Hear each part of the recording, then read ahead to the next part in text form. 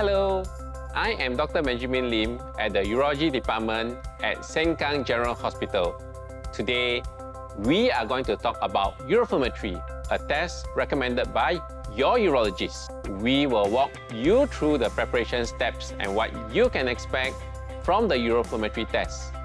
Uroflowmetry is a test we use to assess the function of your bladder. We measure the speed at which your urine flows and the volume of your pee. To prepare for this test, make sure you drink plenty of water and do not pee for at least 2 hours before your clinic visit. For the most accurate results, you should be able to pee at least 150 milliliters or more. So, come with a full bladder. Your visit begins at the self-registration kiosk or registration counter.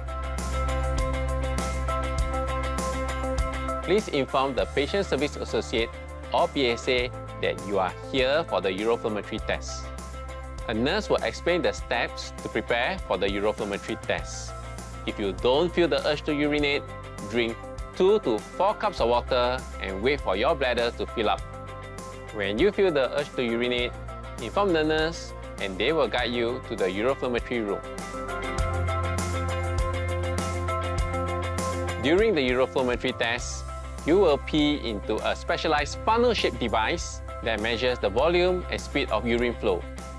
Simply urinate as you normally would, avoid pushing too hard or changing your aim during the process. Finally, please do not put tissue paper into the funnel because it can interfere with the accuracy of the results.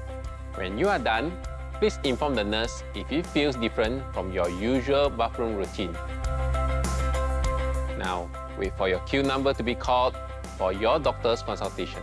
Your doctor will explain the test results and advise you on any next steps for treatment and care.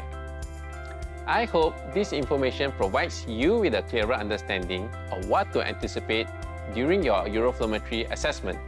Remember, early diagnosis is important to achieve the best possible treatment outcomes.